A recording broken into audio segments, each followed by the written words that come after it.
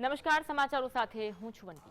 અમદાવાદના ચાણક્યપુરીમાં શિવા માર્કેટના તોડફોડના મામલે ક્રાઇમ બ્રાન્ચની ટીમે આરોપીઓને સાથે ઘટનાનું રિકન્સ્ટ્રક્શન કર્યું હતું।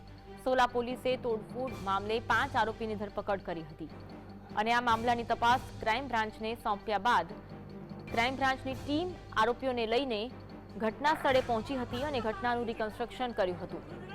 તો ઘટના સ્થળ પર આરોપીને લઈને પહોંચતા લોકોની ભીડ એકઠી થઈ। 24 કલાક પહેલા દાદાગીરી કરતા આરોપીઓએ લોકો સામે હાથ જોડીને માફી માંગી હતી। ત્યાં હાજર લોકોએ પોતાની કામગીરીને પોલીસની કામગીરી વધાવી, સાથે અમદાવાદના અન્ય વિસ્તારમાં ચાલતા બુટલેગરોના ત્રાસ અને માથાભારે તત્વો સામે પણ કડક કાર્યવાહીની લોકમાંગ ઉઠી છે।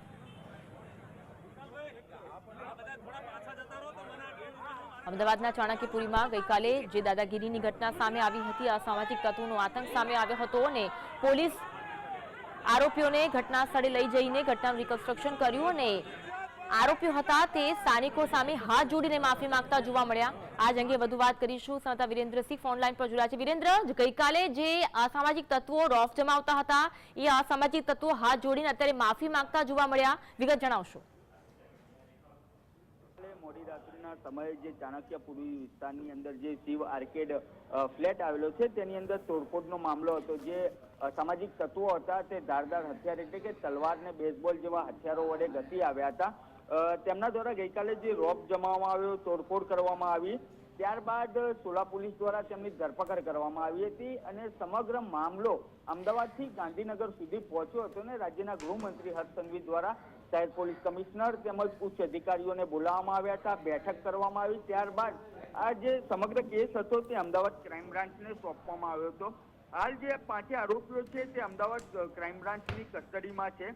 આ જે 5 આરોપીઓ હતા તેમની જે આ ઘટનાને અંજામ આપ્યો હતો તે ઘટનાનું રિકન્સ્ટ્રક્શન કરવામાં આવ્યું। તેની અંદર 5 આરોપીઓને શિવ આર્કેડ એપાર્ટમેન્ટ છે તે જગ્યા ઉપર લઈને આવવામાં આવ્યા હતા અને તમામ જગ્યાઓ ઉપર તેને જ્યાં જ્યાં ઘટનાને અંજામ આપવામાં આવ્યો હતો, કેવી રીતના જે આરોપીઓ હતા તે આવ્યા હતા તે તમામ દિશામાં તપાસ હાથ ધરવા માટે તેમનું રિકન્સ્ટ્રક્શન કરવામાં આવ્યું। પરંતુ જે સ્થાનિક લોકો હોય, આસપાસના લોકો હોય તે ટોળે વળ્યા હતા, કારણ કે જે ગઈકાલના રોજ આતંક મચાવનાર જે આરોપીઓ હતા તેમના દ્વારા સ્થાનિકોને તેવું પણ કહેવામાં આવ્યું હતું કે જે પોલીસ છે તેને પગની એડી એટલે કે પગના નીચે રાખીએ છે, પરંતુ તે જ આરોપીઓ હાલ પોલીસની કસ્ટડીની અંદર સ્થાનિક લોકોની સામે હાથ જોડતા સામે આવ્યા છે। એટલે કે ગઈકાલનો રોપ અને હાલ જે પોલીસની સામે સ્થાનિક લોકોની સામે જે હાથ જોડતા નજરે પડી રહ્યા છે। બીજી બાજુ શિવ આર્કેડ એટલે કે ફ્લેટના જે લોકો હતા, ચાણક્યપુરી વિસ્તારના લોકો, તેમના દ્વારા ગુજરાત પોલીસ જિંદાબાદના નારા પણ લગાવવામાં આવ્યા હતા। એટલે કે ગઈકાલે જે પોલીસથી નારાજ જે સ્થાનિક લોકો હતા તે પોલીસ દ્વારા જે કાર્યવાહી કરવામાં આવી તેને બિરદાવવામાં આવી રહી છે। અન્વી જી વિરેન્દ્ર, આને કહેવાય દેર આય દુરસ્ત થાય। આપ આગળ પણ જોડાયેલા રહેજો, આગળ પણ આપનો સંપર્ક કરીશું। ગઈકાલના દ્રશ્યો એક તરફ જોઈ રહ્યા છો અને એક તરફ આજના દ્રશ્યો છે।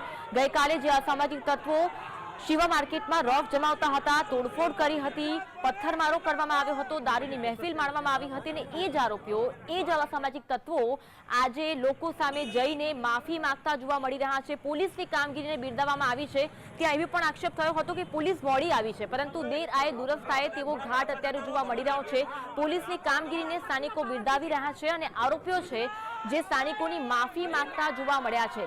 ગઈકાલે એ જ આરોપીઓ હતા જે તોડફોડ કરતા હતા, દારૂની મહેફિલ માંડીને નશામાં ધૂત થઈને પથ્થરમારો કરવામાં આવ્યો હતો, તેના કારણે લોકોમાં ભયનો માહોલ પણ જોવા મળ્યો હતો, પરંતુ અત્યારે ભયનો માહોલ આરોપીઓમાં જોવા મળી રહ્યો છે અને સ્થાનિકો સામે આરોપીઓ છે હાથ જોડીને જે ઘટના ગઈકાલે બની તેની માફી માંગતા જોવા મળી રહ્યા છે। ઘટના સ્થળે આરોપીઓને લઈ આવવામાં આવ્યા, ઘટનાનું રિકન્સ્ટ્રક્શન કરવામાં આવ્યું, સરઘસ કાઢવામાં આવ્યું અને એક દાખલો બેસાડવામાં આવ્યો છે કે જ્યારે જ્યારે અસામાજિક તત્વો આ રીતે લોકોમાં શાંતિ દોહળવાનો પ્રયાસ કરશે ત્યારે આવું જ પરિણામ આવશે। ઘટના સ્થળ પર પહોંચ્યા છે આરોપીઓ, ઘટનાનું રિકન્સ્ટ્રક્શન કરવામાં આવ્યું છે અને સાથે હાથ જોડીને માફી માંગતા જોવા મળી રહ્યા છે।